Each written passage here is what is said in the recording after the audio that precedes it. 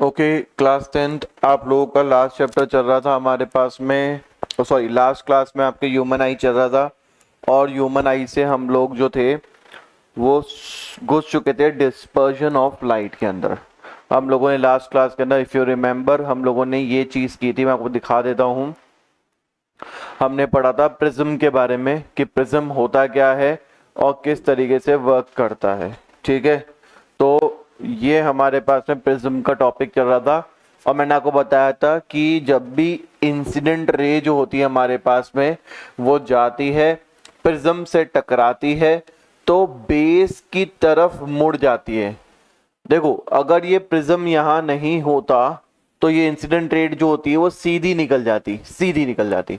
परंतु यहाँ पे प्रिज्म था और प्रिज्म ने क्या किया, इसको अपने बेस की तरफ क्या कर दिया, शिफ्ट कर दिया, नीचे की तरफ बेस की तरफ शिफ्ट कर दिया। ठीक है, और उसके बाद में फिर ये वाली हमारी इमेजेंट रे रही। अगर ये प्रिज्म यहाँ पे नहीं होता तो ये जो इंसिडेंट रे ये सीधी निकल जाती। जिस कारण से ये प्रिज्म था, इस कारण से ये क्या हुआ, नीचे की तरफ शिफ्ट हुई। तो ये जो हमारे पास में ये पूरा का पूरा डेविएशन आया, ये इस डेविएशन को हम क्या बोलते हैं, एंगल ऑफ डेविएशन। इस पूरे को क्या बोलते हैं, एंगल ऑफ डेविएशन बोलते हैं। अब डिस्पर्जन ऑफ लाइट की मैंने आपको कहानी बताई थी कि बेटा ये स्टार्ट हुआ था डिस्पर्जन ऑफ लाइट जब न्यूटन भाई साहब जो थे मजाक मजाक के अंदर क्या कर देते हैं, इस लॉ को निकाल देते हैं। वो लॉ कैसे निकालते हैं, न्यूटन भाई साहब जो होते हैं वो ग्लास प्रिज्म से कुछ काम कर रहे थे, उनकी एक नज़र और एक ऑब्जर्वेशन जो होती है वो उनको काफ़ी ज़रा सोचने पे मजबूर कर देती है। वो ऑब्जर्वेशन क्या थी, जैसे ही सूरज की किरणें प्रिज्म पे पड़ रही थी तो प्रिज्म के सराउंडिंग पे क्या बन रहा था हमारे पास में, प्रिज्म के सराउंडिंग में बन रहे थे हमारे पास में 7 कलर्स की लाइट। तो उनके दिमाग में ऐसा क्या आया कि भैया यार ये प्रिज्म से हमारे पास में 7 कलर की लाइट क्यों निकल रही है। और जब उन्होंने खोज किया और एक्सपेरिमेंट किए तब उनको समझ में आया कि वाइट कलर जो होता है, यानी जो वाइट कलर की लाइट होती है वो एक्चुअल में 7 कलरों से मिली हुई है। यानी कि 7 कलर जब जुड़ते हैं तब जाके वाइट कलर की लाइट बनती है। और कहीं ना कहीं ये प्रिज्म रखने से वो 7 कलर अलग अलग क्या हो गए, डिस्पर्स हो गए, अलग अलग हमें दिखने लग गए। 1665 के अंदर न्यूटन ने अपनी थ्योरी को साबित किया लोगों के सामने और ये बताया कि एक्चुअली में जो वाइट कलर की जो लाइट होती है जो सूरज से आती है वो हमारे पास में 7 कलरों से बनी होती है।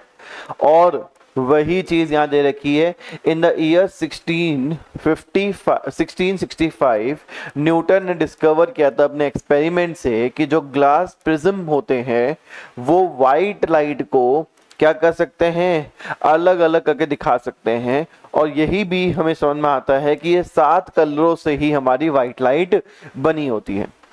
इसका मतलब ये है हमारे पास में कि जो ये वाइट लाइट जो होती है वो मिक्सचर होती है 7 कलर का। वाइट लाइट जो होती है हमारे पास में उसमें 7 कलर होते हैं।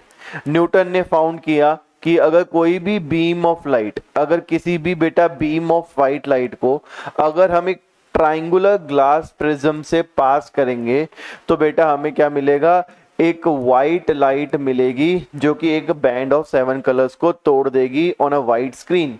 यानी वाइट स्क्रीन पे हमें क्या दिखाई देगा, 7 कलर दिखाई देंगे। हमें 7 कलर दिखाई देंगे एक प्रिज्म से अगर हम लाइट को क्या करते हैं, पास करने के लिए। And the bands of 7 colour formed, यानी कि जो भी बैंड्स हुए 7 कलर जो हमारे फॉर्म हुए वाइट स्क्रीन पे, जब भी हमने कभी भी वाइट लाइट को पास किया उसी को बोलते हैं स्पेक्ट्रम ऑफ वाइट लाइट। यानी आज के बाद आपसे पूछें कि स्पेक्ट्रम ऑफ वाइट लाइट क्या है, तो स्पेक्ट्रम ऑफ वाइट लाइट में आप क्या बोलोगे कि sir spectrum of white light होता है 7 कलर, 7 कलर। अब भैया इस 7 कलर को आपको याद भी रखना पड़ेगा, ये 7 कलर को आपको याद भी रखना पड़ेगा। तो इन 7 कलर को हम याद करवाते हैं टीचर्स विबग्योर नाम से, विबग्योर नाम से इसको याद करवाते हैं। V का मतलब होता है वॉयलेट, I का मतलब होता है इंडिगो, ब्लू का मतलब, बी का मतलब होता है ब्लू, जी का मतलब होता है ग्रीन, वाई का मतलब होता है येलो, ओ का मतलब होता है ऑरेंज और आर का मतलब होता है रेड। ऐसे करके ये 7 कलर हो गए। और कमाल की बात यह है कि ये 7 कलर आपको देखने को मिलते हैं रेनबो के अंदर भी। यानी कहने का मतलब है कि रेनबो के अंदर भी हमें 7 कलर, यानी इंद्रधनुष के अंदर 7 कलर देखने को मिलते हैं।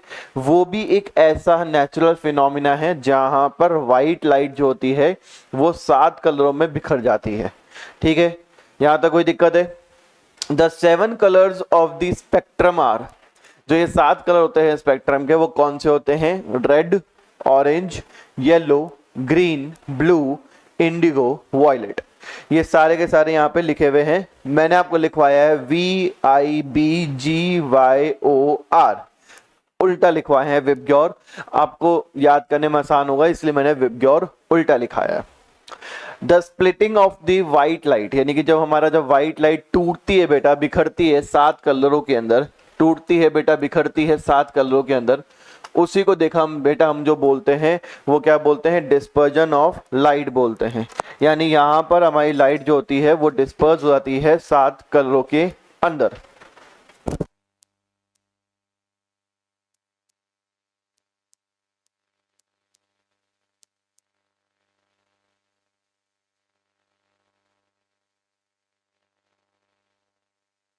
चलो, तो ये जो स्प्लिटिंग अप होती है व्हाइट लाइट की 7 कलरों के अंदर, यही हमारे पास में होती है ग्लास प्रिज्म के थ्रू। इसको डिस्पर्जन ऑफ लाइट कहा गया है।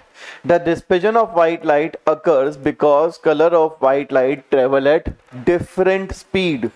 ये डिस्पर्जन ऑफ व्हाइट लाइट जो होता है हमारा इसलिए होता है क्योंकि बेटा यहाँ पर क्या होता है, डिफरेंट डिफरेंट स्पीड से क्या होते हैं बेटा, हमारे पास में लाइट ट्रेवल करती है। सर समझ में नहीं आया बेटा, याद करो मैंने लाइट चैप्टर में आपको रिफ्रैक्शन वाला पार्ट पढ़ाया था, और उस रिफ्रैक्शन वाले पार्ट के अंदर मैंने आपको समझाया था कि लाइट जो होती है वो क्यों रिफ्रैक्ट होती है, यानी बैंड क्यों होती है। अगर आपको याद नहीं आ रहा, मैं एक डायग्राम बनाता हूं ताकि आपकी याददाश्त पे जो धूल पड़ गई है उसको मैं आराम से फूंक मार के क्या कर सकूं, हटा सकूं। तो बेटा मैंने कुछ इस तरीके से डायग्राम बनवाए थे आपसे, बहुत सारे डायग्राम बने थे, ठीक है ना, कम से कम अपन ने 4-5 डायग्राम बनाए थे। और मैंने बताया था कि एक व्हाइट लाइट जो होती है वो बेंड हो जाती है, बेंड हो जाती है। यानी कि व्हाइट लाइट जो है हमारे पास में, लाइट व्हाइट लाइट लिख रहा है गलती से बेटा मुंह से, पर हाँ समझ जाओ लाइट, ठीक है, लाइट हमारी सीधी सीधी चली जाती, सीधे सीधे चली जाती, पर वो बेंड हो गई है। वो बेंड क्यों हो गई है उसके पीछे रीजन क्या बताया था मैंने, कि भैया बेंडिंग ऑफ लाइट इसलिए होती है, बेंडिंग ऑफ लाइट इसलिए होती है, अगर मैं यहां लिखूं बेंडिंग ऑफ लाइट यानी रिफ्रैक्शन, बेंडिंग ऑफ लाइट इसलिए होती है, रिफ्रैक्शन इसलिए होता है, क्यों होता है, क्योंकि कहीं ना कहीं क्या होता है मेरे बच्चे, कहीं ना कहीं एक चीज हमें ध्यान रखनी है कि बेंडिंग ऑफ लाइट रिफ्रैक्शन इसलिए होता है क्योंकि कहीं ना कहीं हमारे पास में स्पीड जो है ऑफ लाइट चेंज होती है, स्पीड ऑफ लाइट चेंज होती है। बेटा अगर स्पीड ऑफ लाइट चेंज होगी तो क्या होगा, बेंडिंग होगी। और मेरे बच्चे यहां पे भी वही चीज लिखी हुई है कि dispersion of white light occurs, होता क्यों है, देखो यहां पे लिखा हुआ है साफ, होता क्यों है, यहां पे रीजन बता रखा है, ये रीजन है आपके पास में कि डिस्पर्जन ऑफ व्हाइट लाइट इसलिए होता है क्योंकि कलर्स ऑफ व्हाइट लाइट जो है वो डिफरेंट स्पीड में ट्रेवल करते हैं। यानी व्हाइट लाइट की जो स्पीड होती है वो डिफरेंट होती है, व्हाइट लाइट की डिफरेंट स्पीड होती है, जिस कारण से डिफरेंट डिफरेंट स्पीड के अंदर ट्रेवल करते हैं। अब भैया ऑब्वियसली बात है, रेड की स्पीड अलग होगी, ऑरेंज की अलग होगी, ग्रीन की अलग होगी, वॉयलेट की अलग होगी, ब्लू की अलग होगी, और बाकी बच्चे कलर की अलग होगी। हर किसी किसी की अपनी अपनी क्या होगी बेटा, स्पीड होगी। और जब अपनी अपनी स्पीड होती है तो उनकी बेंडिंग भी अपने अपने हिसाब से होती है, और क्योंकि उनकी बेंडिंग भी अपने अपने हिसाब से होती है इसलिए कहीं ना कहीं जाकर वो हमें कलर्स भी अलग अलग दिखाई देते हैं, ठीक है, कलर्स भी अलग अलग दिखाई देते हैं। ये देखो बेटा, यहाँ पे आते हैं अपन कि जैसे ही बेटा मैंने व्हाइट लाइट डाली, जैसे ही बेटा मैंने व्हाइट बीम ऑफ लाइट डाली, यहां पर हमारे पास में ये लाइट जो है अलग अलग स्पीड में ट्रेवल कर रही है, जिस कारण से बिखर गई अलग अलग। ये क्या हो गई बेटा, बिखर गई अलग अलग। और अलग अलग बिखरने के बाद में हमारे पास में कुछ लाइट आई जो कि बहुत ही कम लीस्ट डेविएट हुई थी, और कुछ लाइट आई जो मैक्सिमम डेविएट हुई थी। जैसे यहाँ पे मैक्सिमम डेविएट में क्या आ रहा है, वॉयलेट, ठीक है, फिर इंडिगो, फिर ब्लू, फिर ग्रीन, फिर येलो, फिर ऑरेंज, फिर रेड। सबसे कम जो डेविएट हुई, डेविएट मतलब अपने रास्ते से भटकी, अपने रास्ते से भटकी, वो थी लीस्ट डेविएट, कौन सी बेटा, रेड, ठीक है। और वही मेरे बच्चे सबसे ज्यादा जो डेविएट हुई वो कौन सी थी बेटा हमारे पास में, वॉयलेट। वो कौन सी थी, वॉयलेट। यानी सबसे कम डेविएट होने वाली लाइन सॉरी कलर हमारा रेड होता है, और सबसे ज्यादा डेविएट होने वाला कलर जो होता है वो कौन सा होता है हमारे पास में, बिल्कुल सही कहा आपने, ब्लू होता है। ब्लू कलर सबसे ज्यादा डेविएट होता है। मैंने आपको शायद लास्ट क्लास के अंदर यहां तक पढ़ा दिया था, और मैंने आपको कहा भी था कि सबसे कम डेविएट होने वाला अगर रेड कलर है मेरे बच्चे, तो कहीं ना कहीं रेड कलर जो है उसी से ही हमने डेंजरस साइन जो होते हैं हमारे बने होते हैं। जैसे रेड कलर की लाइट है बेटा, है ना, वो हमें दूर से ही दिख जाती है कि रेड कलर की है। कहीं पे कुछ रेड कलर का बोर्ड लगा हुआ है, वो दूर से दिखाई दे जाता है। और इसका रीजन भी यही है, हमने रेड कलर को क्यों चुना है, वो रेड कलर को इसलिए चुना है क्योंकि कहीं ना कहीं वो रेड कलर जो है वो हमें बहुत दूर से दिख जाता है और लीस्ट डेविएट होता है, ठीक है। इसलिए हम उसको उस कलरों से क्या करते हैं बेटा, उस कलरों से पहचानते हैं, रेड कलर से, ठीक है। कोई दिक्कत वाली बात है बेटा, परफेक्ट। अब बेटा कुछ चीजें जो है ना वो आपको लिखनी है। सर क्यों, अरे बेटा उससे बहुत सारी चीजें जो है ना वो समझ में आती है, बहुत सारी चीजें उसी से क्लियर होती है, इसलिए उसको आप लिख लें तो आपके लिए बेहतरीन रहेगा, अच्छा रहेगा, ठीक है। तो ये आप आराम से अपनी कॉपी में लिखें क्योंकि ये बहुत ही अच्छी चीज है, ठीक है। चलो कुछ चीजें लिखनी है तो पहले मैं आपको लिखा दूं वो चीजें। सबसे पहले बेटा यहां पे बात करेंगे, पहला है,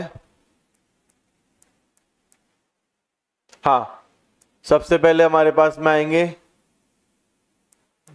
यहां लिखेंगे डेविएशन, ठीक है। फिर लिखेंगे फ्रीक्वेंसी, फ्रीक्वेंसी, ठीक है। फिर लिखेंगे वेवलेंथ, नहीं स्पीड, स्पीड,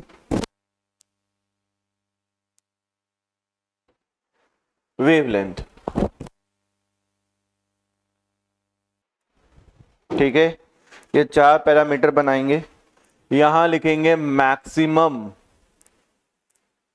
और यहां लिखेंगे मिनिमम। अब इसका मतलब क्या हो गया मैं समझा देता हूं, इस टेबल को क्यों बना रहा हूं। यहाँ पे डेविएशन मैक्सिमम कौन सा कलर करता है और मिनिमम कौन सा कलर करता है, ये हमें देखना है, ठीक है ना। फिर उसकी वेवलेंथ देखेंगे, उसकी स्पीड को देखेंगे, ठीक है। करें शुरू। तो मेरे बच्चे आप लोगों को मैंने एक चीज तो बताई थी कि सर मैक्सिमम डेविएशन वाला कलर जो होता है वो वॉयलेट होता है, और साथ साथ में यहाँ लिख भी देंगे, वॉयलेट के साथ साथ यहाँ लिख भी देंगे ब्लू स्पेक्ट्रम, ब्लू स्पेक्ट्रम।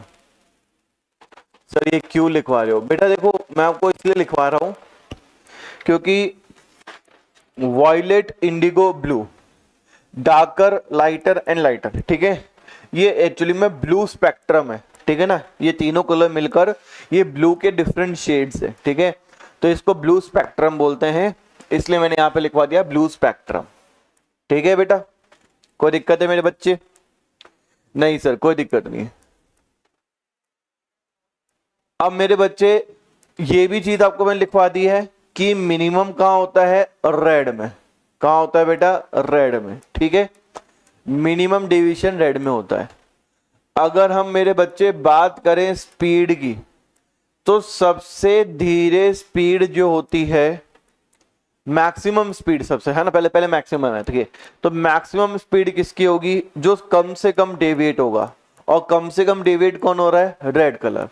उसकी स्पीड तो सबसे मैक्सिमम होगी भाई। जो रास्ता कम भटक रहा है उसकी स्पीड सबसे तेज होती है, ठीक है। तो रेड कलर की स्पीड सबसे तेज होती है। और सबसे मिनिमम स्पीड किसकी होती है? अरे जो सबसे ज्यादा डेविएट हो रहा है, वॉयलेट। सबसे ज्यादा डेविएट होने वाले की स्पीड जो होती है वो सबसे सॉरी सबसे ज्यादा, सबसे कम स्पीड होने वाले जो होता है वो हमारे पास सबसे ज्यादा डेविएट होता है। इसलिए सबसे ज्यादा डेविएट कौन है? हमारा वॉयलेट है, यानी ब्लू स्पेक्ट्रम है। तो वही हमारे पास में यहां पर आ जाएगा, ब्लू स्पेक्ट्रम हमारे पास में सबसे ज्यादा स्पीड रखने वाला होगा, ठीक, सबसे कम स्पीड, सॉरी सबसे कम स्पीड रखने वाला होगा, ठीक है बेटा। अब आते मेरे बच्चे फ्रीक्वेंसी की बात करते हैं। तो सबसे ज्यादा फ्रीक्वेंसी आपको देखने को मिलेगी, वो मिलेगी ब्लू कलर की। ब्लू कलर यानी कि वॉयलेट कलर, है ना, मैं यहां पर लिख देता हूं, वॉयलेट ब्लू स्पेक्ट्रम सबसे ज्यादा फ्रीक्वेंसी देखने को मिलेगी। और क्योंकि इसकी सबसे ज्यादा फ्रीक्वेंसी होती है मेरे बच्चे, इसलिए इसकी शॉर्टर वेवलेंथ होगी। इसकी क्या होगी बेटा? शॉर्टर वेवलेंथ होगी। इसकी क्या होगी? शॉर्टर वेवलेंथ होगी। शॉर्टर वेवलेंथ बेटा छोटी वेवलेंथ होती है, छोटी छोटी वेवलेंथ बनेगी, ठीक है। वहीं बेटा अगर मैं बात करूं हमारी फ्रीक्वेंसी के अंदर, सबसे कम फ्रीक्वेंसी किसकी होती है? रेड कलर की होती है हमारे पास में। और क्योंकि इसकी कलर की रेड फ्रीक्वेंसी होती है, इसकी वेवलेंथ जो होती है ना बेटा वो लॉन्गर होती है, ज्यादा होती है, ठीक है। तो लॉन्गर वेवलेंथ, लॉन्गर वेवलेंथ।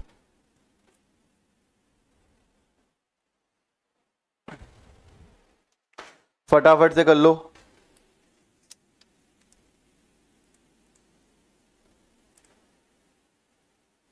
जल्दी जल्दी बेटा, फास्ट फास्ट।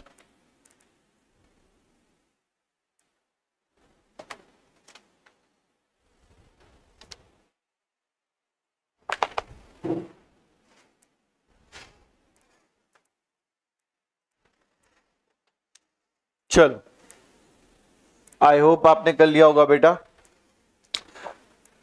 अब मैं आगे आता हूं बेटा हमारे पास है चैप्टर के अंदर। सर अभी आपने एक प्रिज्म रखा और व्हाइट लाइट से आपने 7 कलर बना के दिखा दिया। व्हाट इफ सर कि हम एक प्रिज्म को सीधा रखे और दूसरे प्रिज्म को उल्टा रखे तो क्या होगा? तो बेटा यहीं से हमारे पास में नया टॉपिक चालू हो रहा है, दैट इज रिकॉम्बिनेशन। और ये बेटा रिकॉम्बिनेशन बेहतरीन टॉपिक है। रिकॉम्बिनेशन हमारे पास में बहुत ही बेहतरीन टॉपिक है हमारे पास में, इसी को करेंगे। Sir recombination of spectrums of colours to the white light क्या होता है?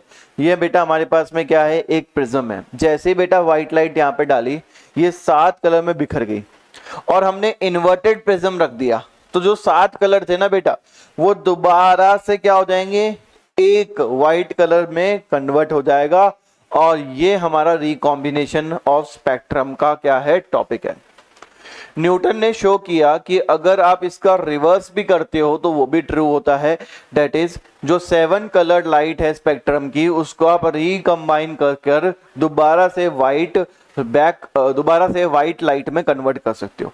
और जो ये रिकॉम्बिनेशन है 7 कलर्स का, जो कि कहीं ना कहीं पहले प्रिज्म ने प्रोड्यूस किया था, is due to the fact that the second prism has been placed in reverse position। क्योंकि कहीं ना कहीं ये रिवर्स पोजीशन में रखा है, इन्वर्टेड रखा है। ये हमारे पास में इरेक्ट है, ये इन्वर्टेड है। तो इस कारण से बेटा ये हमारे पास में क्या हो रहा है? इस फिनोमिना को उल्टा कर दे रहा है, ठीक है। तो ये हमारे पास में टॉपिक था रिकॉम्बिनेशन का, जहां पर व्हाइट लाइट हमने डाली एक प्रिज्म में, उसने बिखरा 7 कलर निकाले और दोबारा से समेट लिया गया है सेकंड प्रिज्म के द्वारा, दोबारा से व्हाइट लाइट ही चली गई है, ठीक है। अब आते हैं मेरे बच्चे रेनबो के बारे में पढ़ते हैं। पर इस रेनबो के बारे में पढ़ने से पहले मुझे लगता है कि आप लोग अभी तक इतना तो समझ चुके हो कि किस तरीके से 7 कलर जो हैं वो बिखरते हैं। और क्योंकि 7 कलर बिखरते हैं तो हम पढ़ेंगे स्काई का कलर क्यों ब्लू होता है। हम ये पढ़ेंगे स्काई का कलर क्यों ब्लू होता है। हम ये पढ़ेंगे कि ओशन का कलर क्यों ब्लू दिखता है। ब्लू है पानी, पानी। श्री श्री श्री 1008 हमारे एक गायक है हनी सिंह, जिन्होंने गाना बनाया है, तो उन्होंने बताया कि ब्लू होता है पानी। ठीक है, तो स्काई का कलर ब्लू, ओशन का कलर ब्लू क्यों दिखाई देता है। और इन दोनों को समझने से पहले हम लोग प्रिज्म की वीडियो भी देख लेंगे कि किस तरीके से 7 कलर बिखरते हुए दिखते हैं। तो स्टे ट्यून, मैं आपको वीडियो दिखाता हूं। ओके बच्चे, यहाँ पे एक वीडियो दिख रही है आपको, जहां पे व्हाइट लाइट कलर की, देखो व्हाइट कलर की लाइट आ रही है और यहाँ पर हमें पास में 7 कलर दिखाई दे रहे हैं। ठीक है, ठीक है, ये जैसे से व्हाइट लाइट को हम देख रहे हैं, यहाँ पे प्रिज्म बढ़ रही है तो 7 कलर देख लो आप, यहाँ पे 7 कलर बनते हुए दिखाई दे रहे हैं। मैं इसको जूम नहीं कर पाऊंगा, पर आप यकीन करो यहाँ पर मुझे ये 7 कलर यहाँ पे दिख रहे हैं, वॉयलेट, ब्लू से लेकर रेड तक, यानी कि कहीं ना कहीं वो 7 कलर यहाँ पे बनते हुए दिखाई दे रहे हैं। ठीक है, प्रिज्म पे लाइट डाली। और भी वीडियो को देखते हैं बेटा, और भी अच्छे से समझते हैं। चलो, एक और वीडियो मुझे मिली है, ये प्रिज्म है बेटा यहाँ पे रखा हुआ और सनलाइट आ रही है जो कि एक व्हाइट लाइट का अच्छा सोर्स है। तो आपको ये 7 कलर बनते हुए यहाँ पे भी दिखाई दे रहे हैं, आप आराम से यहाँ पे देख सकते हो। प्रिज्म से ये 7 कलर हमें निकलते हुए दिखाई दे रहे हैं। ठीक है, और भी वीडियो दिखा देता हूँ बेटा मैं आपको। ओके बेटा, तो ये भी एक वीडियो दे रखी है जहां पर आपको ये 7 कलर निकलते हुए दिख रहे हैं एक प्रिज्म से। ये दोबारा से वीडियो को देखते हैं बेटा, ये देखो प्रिज्म रखा हुआ, ये देखो 7 कलर निकलते हुए दिखाई दे रहे हैं, ये 7 कलर दिख रहे हैं इस प्रिज्म से। तो ये कहीं ना कहीं यहाँ पे दिख रहा है कि 7 कलर हमारे प्रिज्म से निकलते हैं। ठीक है बेटा, ओके बेटा, अब समझते हैं कि स्काई का कलर ब्लू क्यों होता है। तो बेटा यहाँ पर एक एनिमेशन वीडियो से समझाया जा रहा है कि स्काई का कलर ब्लू क्यों होता है। ठीक है, आपको पता ही है सन जो है बेटा रोशनी देता है। ठीक है, और उस रोशनी जो है वो कहीं ना कहीं 7 कलर से टूटी हुए 7 कलर से बनी हुई होती है। अगर प्रिज्म से हम एक व्हाइट कलर को डालें तो 7 कलर बनते हुए हमें दिखाई देंगे, और ये 7 अलग अलग कलर्स की क्या है, वेवलेंथ्स आपको दिखाई दे रही है। यानी कहीं ना कहीं जो रेड कलर की जो हमारे पास में वेवलेंथ होती है, जो कि मैंने आपको बताई भी थी वो यहाँ पे दिखा भी रखी है आपको, कि रेड कलर की जो वेवलेंथ मिलती है देखने को बेटा अपन को, वो कैसी होती है, हमारी लॉन्गर वेवलेंथ होती हैं। ठीक है, और यहाँ पे सारे कलर की दिख रही है मन को कि भैया लॉन्गर वेवलेंथ रेड कलर की दिख रही है। उसके बाद में कुछ हमारे पास में अल्ट्रा वॉयलेट लाइट होती है। मैं एक्सप्लेन कर देता हूँ what is exactly ultraviolet lights. ठीक है, देखो बेटा, ये हमारे पास में कुछ ऐसी लाइट है, ये कुछ ऐसा एरिया है जो कि विजिबल टू अस है, इसको हम बोलते हैं विजिबल लाइट। ठीक है, सम उसकी वेवलेंथ उससे भी बेटा बहुत ज्यादा होती है ना, तो वो दिखाई नहीं देती। कुछ इंफ्रारेड होती है जो हमें दिखाई नहीं देती, ये विजिबल है। जैसे कुछ साउंड्स होती हैं जो हमें सुनाई नहीं देती है ना, हमारे लिए वो नॉट हियरेबल है, हम भी एक पर्टिकुलर फ्रीक्वेंसी की साउंड सुन सकते हैं। ऐसे हम एक पर्टिकुलर फ्रीक्वेंसी की ही लाइट को देख सकते हैं। और ये विजिबल हमारे पास में क्या है, ये विजिबल स्पेक्ट्रम ऑफ लाइट है जो हम देख सकते हैं, जो अपन पढ़ रहे हैं अभी विबग्योर। ठीक है, फिर अल्ट्रावायलेट लाइट हो गई, और कुछ हमारे पास में इंफ्रारेड लाइट्स हो गई, वो हम नहीं देख सकते हैं। तो सूरज से बेटा, जो कि व्हाइट सोर्स का एक प्रोमिनेंट सोर्स है, जैसे उसने लाइट डाली, ये एटमॉस्फेयर में लेयर के अंदर असली कहानी होती है। जैसे उसने लाइट डाली, हम एटमॉस्फेयर में आते हैं, तो एटमॉस्फेयर में बहुत छोटे छोटे गैस के मॉलिक्यूल्स होते हैं, पार्टिकल्स होते हैं, और जैसे ही इस पे लाइट आती है, देखो ये व्हाइट कलर की लाइट आई, तो इसने क्या करा, इस व्हाइट कलर लाइट के अंदर बिखर देती है ब्लू कलर के अंदर। मैं दोबारा बता देता हूं, देखो दोबारा देखो आप, जैसे ही मेरे बच्चे इस व्हाइट लाइट से टकराया, देखो ये छोटे पार्टिकल्स क्या करते हैं, व्हाइट लाइट से जैसे टकराएंगे वैसे ही क्या करेंगे, ब्लू कलर की लाइट जो है वो स्कैटर हो जाएगी। कौन से कलर की लाइट बिखरेगी, ब्लू कलर की। अब जब ब्लू कलर की लाइट बिखरेगी तो अपन को स्काई का कलर कौन सा दिखेगा, ब्लू। तो ये छोटे पार्टिकल्स जो होते हैं ना, ये ब्लू कलर की लाइट को स्कैटर आउट कर देते हैं, स्कैटर आउट कर देते हैं। और जब ये ब्लू कलर की लाइट को स्कैटर आउट करते हैं, इसलिए हमें आसमान कैसे कलर का दिखाई देता है, ब्लू कलर का दिखाई देता है। समझ में आया? सर हमारा सवाल ये है, ब्लू ही क्यों, ब्लू कलर की लाइट स्कैटर ही क्यों होती है? क्योंकि बेटा वो सबसे मैक्सिमम डेविएट होती है, और सबसे छोटी क्या होती है बेटा हमारे पास में, सबसे हाईएस्ट फ्रीक्वेंसी की होती है। हाईएस्ट फ्रीक्वेंसी का मतलब ये हो गया सबसे ज्यादा फ्रीक्वेंसी की होती है, और अगर सबसे ज्यादा फ्रीक्वेंसी की है तो सबसे कम उसकी क्या होती है, वेवलेंथ होती है। भैया रेड कलर की सबसे लंबी वेवलेंथ होती है, ठीक है ना, इससे दूर से दिखाई दे जाता है, हाँ भाई रेड कलर है। ब्लू कलर की सबसे छोटी वेवलेंथ है, और सबसे छोटी वेवलेंथ जो है, छोटे छोटे पार्टिकल्स जो होते हैं ना, ये बिखार देते हैं, तोड़ देते हैं, इसलिए बेटा ब्लू कलर हमें दिखाई देता है एटमॉस्फेयर का। ठीक है, कोई दिक्कत वाली बात है बेटा अपन को इसमें? चलो आगे देखते हैं। देखो ब्लू कलर का लाइट जगह जगह से बिखर रही है, इसलिए हमें कलर दिखाई देता है एटमॉस्फेयर का ब्लू, सॉरी स्काई का ब्लू। ठीक है, इसलिए हमें ब्लू कलर दिखाई देता है। परंतु यही कहानी हमारी चेंज हो जाती है, रेड कलर का दिखाई देता है हमारे पास में सनसेट और सनराइज के वक्त में। भैया सनसेट और सनराइज के वक्त में रेड कलर का क्यों दिखाई देता है? इसका रीजन भी एटमॉस्फेयर में गिवन है बेटा। जब हम एकदम एटमॉस्फेयर में होते हैं तो होता क्या है कि हमारे पास में लाइट जो होती है टकराकर वही पहुंच पाती है जिसकी वेवलेंथ ज्यादा लंबी होती है, और वो लंबी वेवलेंथ कौन सी होती है हमारी? रेड कलर की होती है। और उस वक्त रेड कलर जो होता है आसमान में वो बिखर जाता है। मैं आपको दिखाता हूं, देखो ये अंधेरे का वक्त में, मतलब कि सनसेट के टाइम पे है हमारे पास में। जैसे ही बेटा हमारे पास में क्या आया, ये देखो अभी ब्लू ब्लू हो रहा है, ब्लू ब्लू ब्लू ब्लू। जैसे ही हमारे पास में बेटा, हमारे पास में रात का समय आता है, रात के समय पे हमारे पास में जिसकी वेवलेंथ सबसे ज्यादा होती है, रेड कलर की वेवलेंथ, वो आसमान में बिखरना शुरू होती है।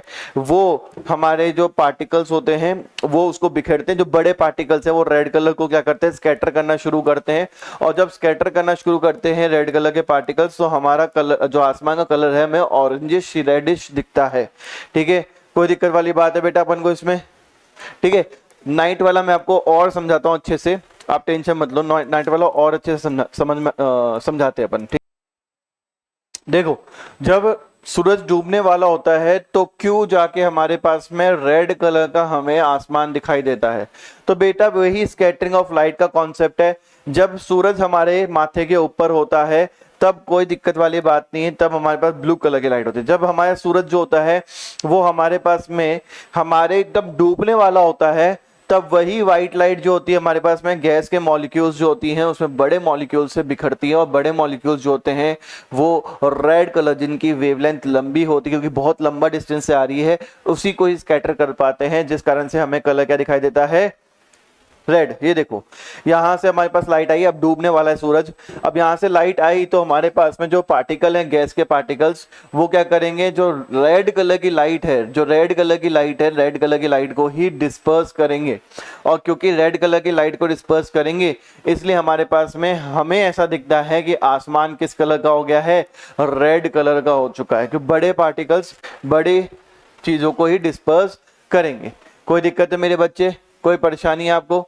तो आई थिंक मैंने आपको ये चीज समझा दी है कि किस तरीके से हमारे पास में चीजें जो होती हैं वो किस तरीके से यहाँ पर डिस्पर्स होती हैं। ब्लू कलर स्काई का क्यों होता है, और शाम के वक्त में रेड और ब्लू क्यों, रेड या ऑरेंजिश टाइप का कलर क्यों बन जाता है। ठीक है,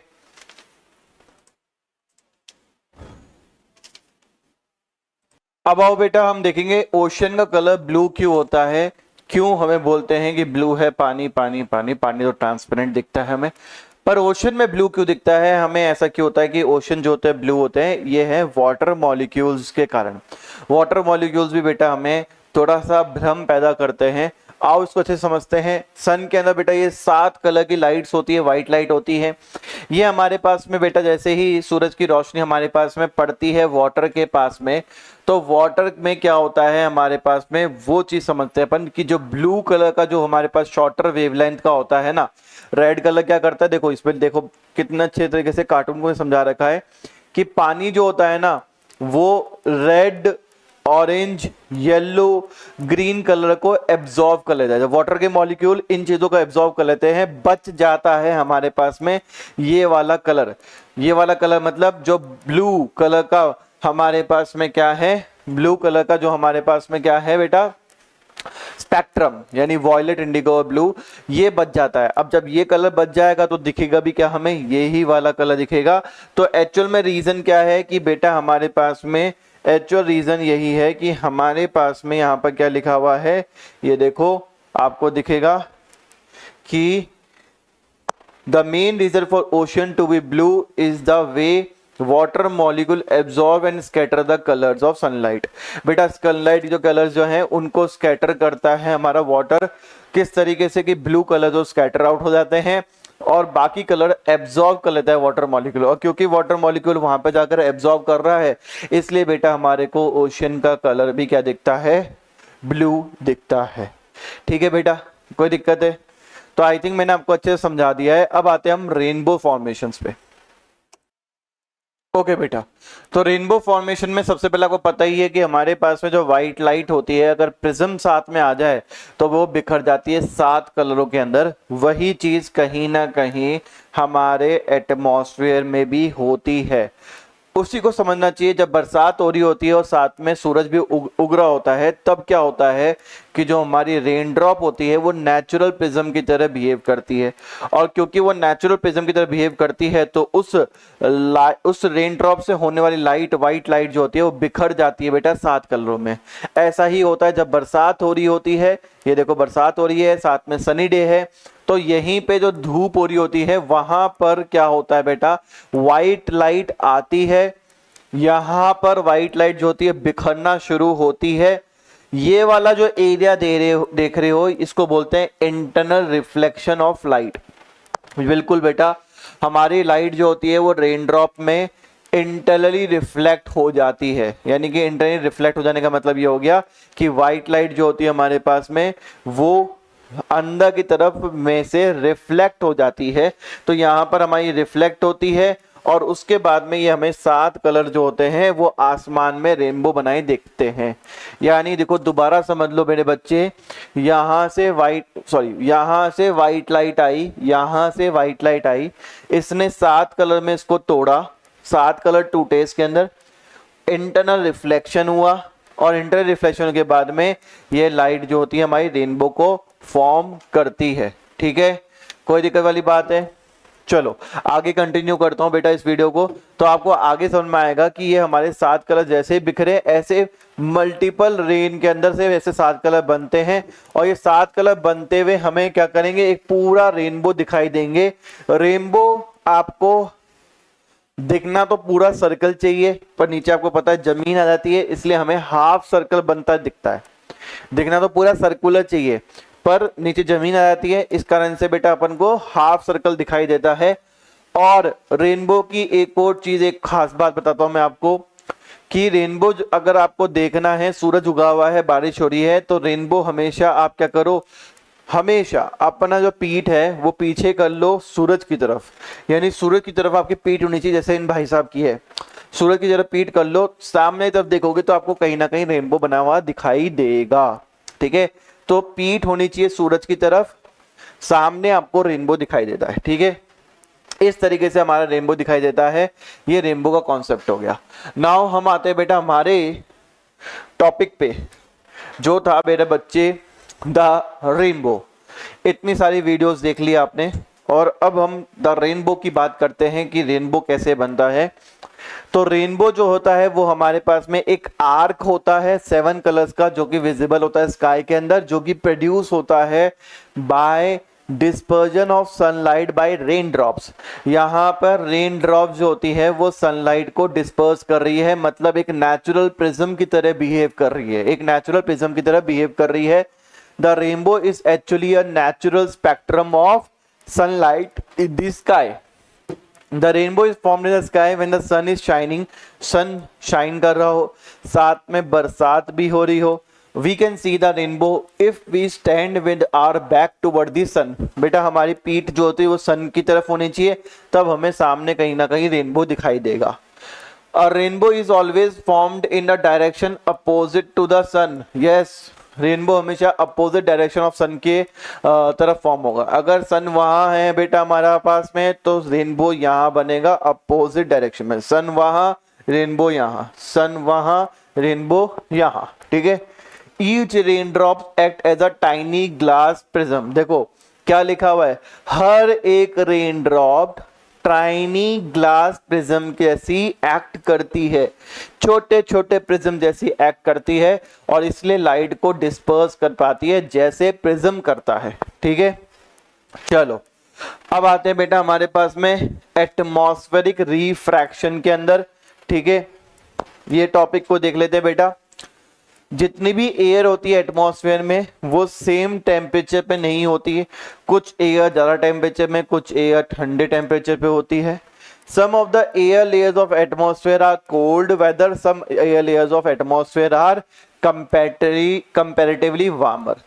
सो द कूलर एयर लेयर्स, जो ठंडी एयर लेयर्स होती है एटमॉस्फेयर की, वो बिहेव करती है ऑप्टिकली डेंसर। वो कैसे बिहेव करती है कि वो ऑप्टिकली डेंसर होती है उन लाइट रेस के लिए जहां पर वार्मर एयर लेयर्स होती हैं, और हॉटर एयर लेयर्स हमारे पास में एटमॉस्फेयर जो होता है वो बिहेव करता है ऑप्टिकल रेयरर मीडियम की तरह बिहेव करता है फॉर द लाइट रेज।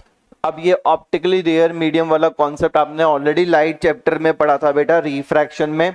वही चीज दे रखी है बेटा कि जो ठंडी एयर लेयर्स होती है एटमॉस्फेयर की, वो हमारे पास में ऑप्टिकली डेंसर मीडियम की तरह बिहेव करती है उन लाइट रेज के लिए, जबकि वार्मर एयर लेयर्स जो होती है वो ऑप्टिकली रेयर मीडियम है। सो इन द सेम एटमॉस्फेयर हमें, ओहो एक सेकेंड,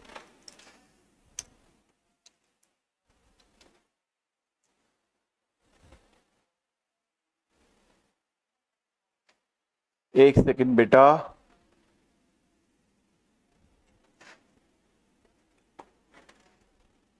परफेक्ट। बस सेकंड लास्ट पेज ही है, उसके बाद लास्ट पेज है, उसके बाद चैप्टर खत्म हो जाएगा। हमारे सेम एटमॉस्फेयर में, उसी एटमॉस्फेयर में कुछ तो एयर ठंडी है, कुछ एयर लेयर्स जो है वो हॉटर है, वार्मर है। तो इसलिए डिफरेंट ऑप्टिकल डेंसिटी जो होती है वो बन जाती है हमारे पास में। और जब डिफरेंट ऑप्टिकल डेंसिटी होती है, और जब भी कोई लाइट रे पास होती है एटमॉस्फेयर से डिफरेंट ऑप्टिकल डेंसिटी के अंदर, तो रिफ्रैक्शन होता है, रिफ्रैक्शन ऑफ लाइट होता है। और जो रिफ्रैक्शन ऑफ लाइट है उसी से बेटा अर्थ का atmosphere having air layers of varying optical density, उसमें एटमॉस्फेरिक रिफ्रैक्शन होता है। और जिस कारण से बेटा कुछ फिनोमिना हमें दिखते हैं, हमें स्टार्स ट्विंकल करते हुए नजर आते हैं। स्टार्स में ट्विंकल देखा होगा, twinkle twinkle little star how I wonder what you are, ठीक है। तो हमें स्टार्स जो होते हैं वो ट्विंकल करते हुए नजर आते हैं। उसका फिनोमिना भी वही है कि एटमॉस्फेरिक रिफ्रैक्शन हो रहा है। मैं थोड़ा सा एक्सप्लेन करता हूं इस चीज को। ये हमारी धरती का कर्वेचर है बेटा। क्या हो रहा है बेटा, एक सेकंड में इसको रिस्टार्ट करता हूं सिस्टम को, फिर दोबारा से स्टार्ट करता हूं, ठीक है। ओके बेटा, सिस्टम क्रैश हो रहा था बार बार, तो मैंने उसको रिस्टार्ट मार दिया है। आई होप इस बार अच्छे से वर्क करे और कोई प्रॉब्लम नहीं आए। चलो, तो मैं आपको समझा रहा था। ओ माय गॉड, नहीं यार क्या हो रहा है, आई थिंक कुछ फाइल खोलने के बाद दिक्कत आ रही है। एक बार पहले इसे रैंडमली चलाता हूं, ठीक है ना। चलो, सिस्टम को मैं आपको समझा रहा था ट्विंकलिंग ऑफ स्टार के बारे में। तो यहाँ पे ये अर्थ का कर्वेचर है, ठीक है बेटा, ये अर्थ का कर्वेचर है। और इसके बाद में मैं आता हूं एटमॉस्फेयर कर्वेचर पे, जो कि ये सपोज करो इस तरीके से कर्वेचर है। ये अर्थ का कर्वेचर और ये उसके ऊपर एटमॉस्फेयर की लेयर, ठीक है। अर्थ का कर्वेचर हो गया, ये अर्थ का कर्वेचर और उसके ऊपर एटमॉस्फेयर की लेयर। बेटा लाइट वहां से आ रही है, ठीक है, लाइट वहां से आ रही है, लाइट आ रही है, ये लाइट का स्रोत हो गया बेटा हमारे पास में। जैसे ही बेटा एटमॉस्फेयर में आई, जैसे ही आई एटमॉस्फेयर में, क्या हुई भैया, कुछ तो एयर जो है ना वो गर्म हवाओं की है। मैं शो करता हूँ हमारे अर्पिता ताई के फेवरेट कलर पिंक से, ठीक है। कुछ तो कलर जो है, कुछ तो बेटा क्या है, पिंक कलर की हमारे पास में क्या है, आई नो आपकी स्क्रीन पर शायद पिंक कलर पिंक नहीं दिख रहा होगा, बट मेरी स्क्रीन पर दिख रहा है, ठीक है। तो ये पिंक कलर की कुछ तो हवाएं क्या है हमारे पास में, गर्म हवाएं हैं, ठीक है। और कुछ येलो कलर की ठंडी हवाएं हैं। अब आपको पता है ठंडी हवाएं और गर्म हवाओं के बीच में क्या होगा बेटे बच्चे, भाई ये हवाएं जो होंगी ये अलग अलग लेवल पे, अलग अलग लेवल पे क्या करेगी, हमारे पास में आएगी। जब हम देखेंगे इसको, हम यहाँ पे खड़े होके देखेंगे तो जो स्टार से लाइट आई वो अलग अलग लेवल पे क्या होगी, एटमॉस्फेरिक रिफ्रैक्शन होगी। कभी तो लाइट बहुत तेज दिखाई देगी, कभी बहुत धीरे, कभी तेज कभी धीरे, कभी बहुत तेज कभी धीरे, जिस कारण से हमें लगेगा कि स्टार जो है वो ट्विंकल कर रहे हैं। क्या कर रहे हैं, ट्विंकल कर रहे हैं, जबकि एक्चुअली में वो केवल और केवल एक भ्रम है जो कि एटमॉस्फेरिक रिफ्रैक्शन ने हमें दिखा रहा है, एटमॉस्फेरिक रिफ्रैक्शन हमें बता रहा है। इसको थोड़ा अच्छे से समझते हैं अपन एक वीडियो के माध्यम से। चलो बेटा हम आते हैं क्यों हमारे स्टार ट्विंकल करते हैं, व्हाई डू स्टार ट्विंकल की कहानी पे। अगर आप देखो तो बहुत ही इजी चीज है हमारे पास पे कि स्टार ट्विंकल क्यों करते हैं। ट्विंकलिंग ऑफ स्टार जो होता है वो होता है एटमॉस्फेरिक रिफ्रैक्शन के कारण। एटमॉस्फेरिक रिफ्रैक्शन जो है उससे बेंडिंग ऑफ लाइट होती है, जिस कारण से बेटा हमें लाइट जो होती है वो हमें ट्विंकल करते नजर आती है। क्योंकि अभी समझते हैं इसके अंदर कि डिफरेंट डिफरेंट हमारे पास में एयर की लेयर्स होती है, कुछ वार्मर कुछ कोल्डर, और क्योंकि वार्मर और कोल्डर एयर होती है हमारे पास में, जिस कारण से हमें कहीं ना कहीं लाइट जो होती है वो डिम और तेज होती नजर आती है। देखो ये अर्थ की हमारे पास एटमॉस्फेयर है जिसके अंदर हमारी जैसे लाइट एंटर करती है तो डिफरेंट डिफरेंट एंगल से क्या हो रही है, रिफ्रैक्ट हो रही है। अब जब डिफरेंट डिफरेंट एंगल से रिफ्लेक्ट होती है इसलिए कभी कभार हमें ऐसे ट्विंकलिंग होते हुए नजर आती है कि ये लाइट जो है हमारे पास में, कि ये हमारे पास में ऐसे कम ऐसे ज्यादा, ठीक है। अच्छा एक चीज और मैं बता दूं मैं आपको, हमें है ना एक क्वेश्चन पूछा जाता है कि स्टार्स ट्विंकल क्यों करते हैं और प्लैनेट्स ट्विंकल क्यों नहीं करते। सॉरी, स्टार्स ट्विंकल क्यों करते हैं, हाँ सही बोल रहा हूँ, स्टार्स ट्विंकल क्यों करते हैं और प्लैनेट्स क्यों नहीं करते। तो ये देखो ये अर्थ का एटमॉस्फेयर है मेरे बच्चे, जैसे हमारे पास में आए स्टार ने लाइट दी, और ये क्योंकि हमारे पास में एयर की लेयर डिफरेंट डिफरेंट तरीके से काम करती है इसलिए डिफरेंट अमाउंट की लाइट हमें आती है हमारे पास में और डिफरेंट डायरेक्शन पे भी जाती है। जबकि हमारे पास में जो हमारे पास में ज्यादा ब्राइट स्टार है उसकी जो हमारे पास में क्या होगी, हमारे पास में लाइट जो होगी वो डिफरेंट डिफरेंट एंगल से क्या होगी, ट्विंकल करेगी। पर स्टार की, ठीक है ना, ये देखो आप, ये देखो ये ट्विंकलिंग इफेक्ट है, कम ज्यादा कम ज्यादा कम ज्यादा, इसलिए दिखाई देगा हमें कम ज्यादा होते हुए यहाँ पे ट्विंकलिंग इफेक्ट दिखाई देगा। क्योंकि हमारी जो एटमॉस्फेयर की लेयर है ना बेटा वो कंटिन्यूसली चेंज हो रही है, उसकी ऑप्टिकल डेंसिटी कंटिन्यूसली चेंज हो रही है, जिस कारण से अमाउंट ऑफ रिफ्रैक्शन भी हमारा कंटिन्यूसली चेंज होता है और हमें in the form of twinkling दिखाई देता है। वहां से ब्राइट लाइट चली, यहाँ पे लेस स्टार लाइट आई, फिर ज्यादा स्टार लाइट आई, डिम फिर तेज फिर डिम फिर तेज, इस तरीके से हमें रिफ्लेक्शन होता हुआ दिखाई देता है। कोई दिक्कत है बेटा हमारे को, कोई दिक्कत है, कोई परेशानी? चलो परफेक्ट, तो ये चीज आप समझ चुके हो मेरे बच्चे। ओके बेटा, नेक्स्ट है में बेटा एटमॉस्फेरिक रिफ्रैक्शन से हमें एक और चीज देखने को मिलती है कि हमें कहीं ना कहीं स्टार जो है ना बेटा वो हाइयर दिखाई देते हैं, जबकि वो इतने हाईली प्लेस्ड नहीं होते, वो नीचे प्लेस्ड होते हैं पर हमें दिखाई देंगे हाइयर। और उसको भी अगर हम समझे ऐसा क्यों होता है तो सेम रीजन है, एटमॉस्फेरिक रिफ्रैक्शन। तो बेटा हमारे पास में एक वीडियो है जिसके माध्यम से हम एटमॉस्फेरिक रिफ्रैक्शन को समझेंगे, क्यों हमें स्टार जो है वो ज्यादा दूर दिखाई देते हैं जितना वो है ही नहीं। जैसे स्टार तो यहाँ था और जबकि इसको ऊपर दिखाई दिया, जबकि एक्चुअल में स्टार यहाँ था, ठीक है। ये गलत जगह आ गया, तोप से अपने आप को गलत फायर कर लिया इसने, ठीक है। तो ऐसा क्यों होता है? This happen because of atmospheric refraction. Atmospheric refraction जो होता है उस कारण से लैंड जो लाइट है हमारे पास में वो बेंड हो जाती है, और जब लाइट बेंड हो जाती है हमारे पास में तो इस कारण से हमें ये देखने को मिलता है कि एटमॉस्फेरिक रिफ्रैक्शन के कारण पे जो हमारा एक्चुअल में स्टार जहां होना चाहिए वो उससे हाइयर दिखाई देता है। एक्चुअल स्टार पोजीशन यहाँ होती है, हमें उससे हाइयर दिखाई देता है।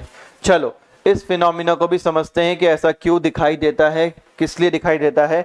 आइए समझते हैं बेटा।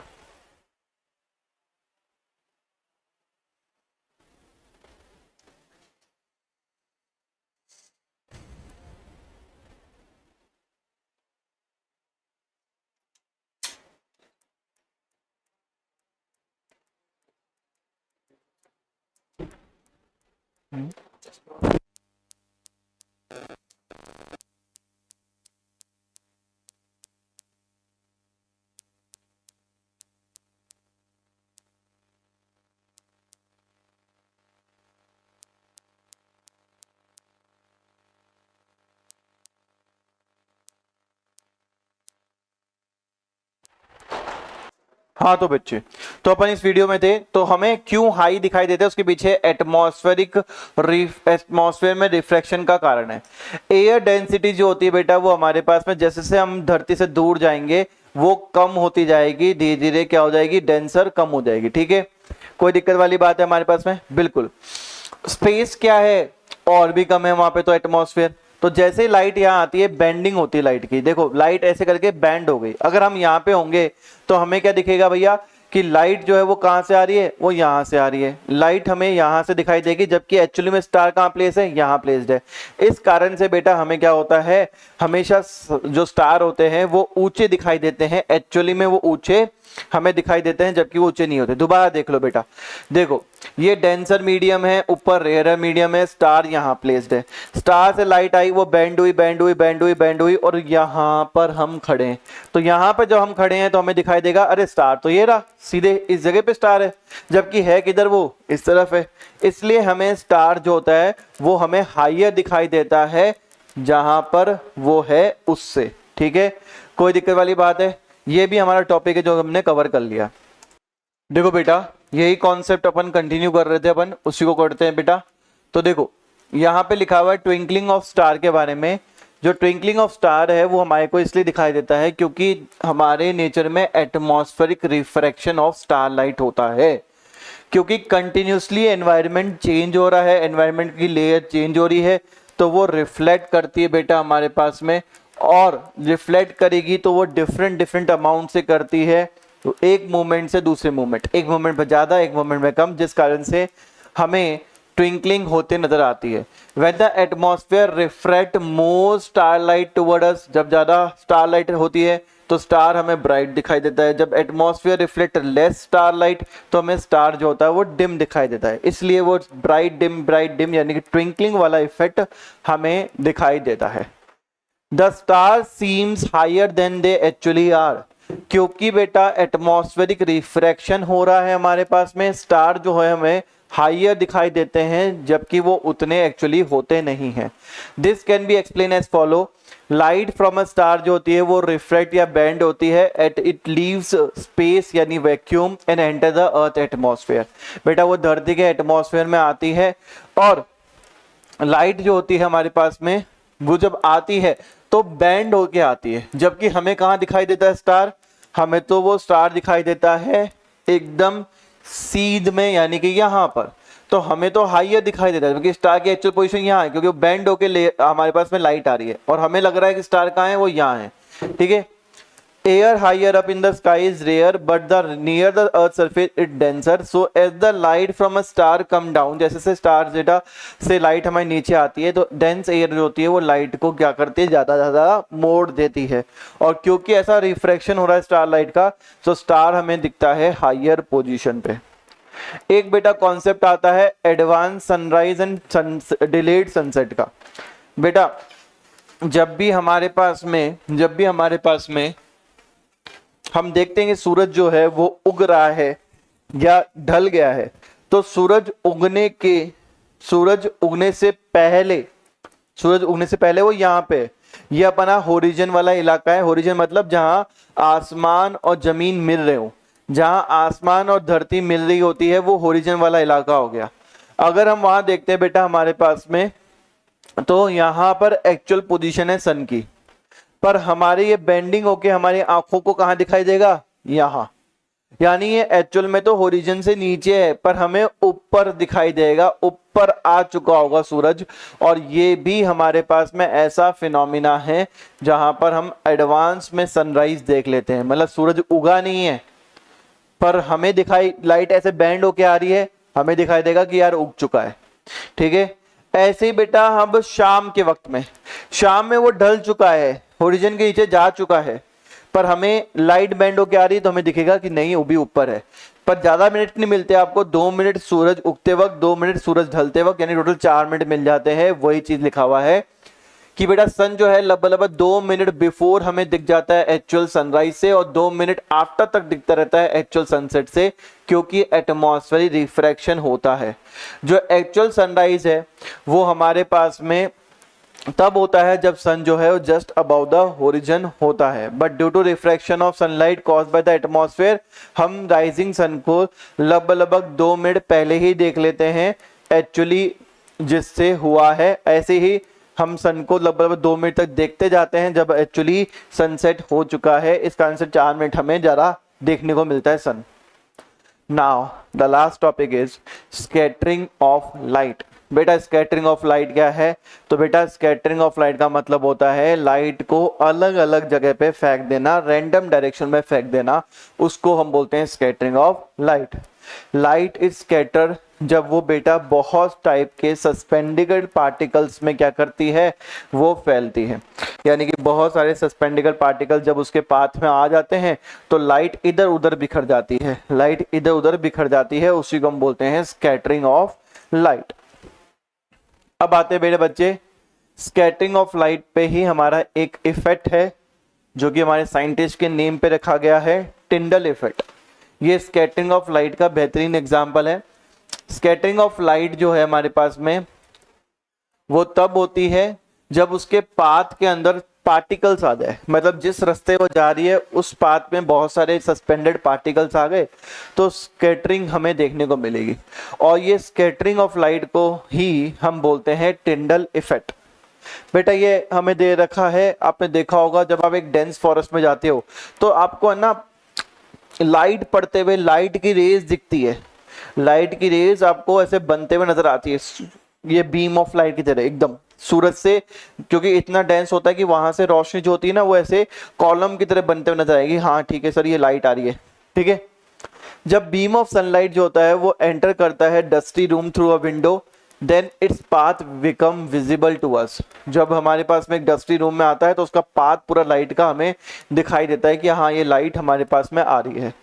एंड दिस इज बिकॉज जो टाइनी डस्ट पार्टिकल हमारे एयर में प्रेजेंट होते हैं वो लाइट, बीम ऑफ लाइट को स्कैटर कर देते हैं हमारे आसपास के अंदर। And when this scatter light जो होती है हमारे आंखों में एंटर करती है, हमें बीम ऑफ लाइट दिखाई देती है।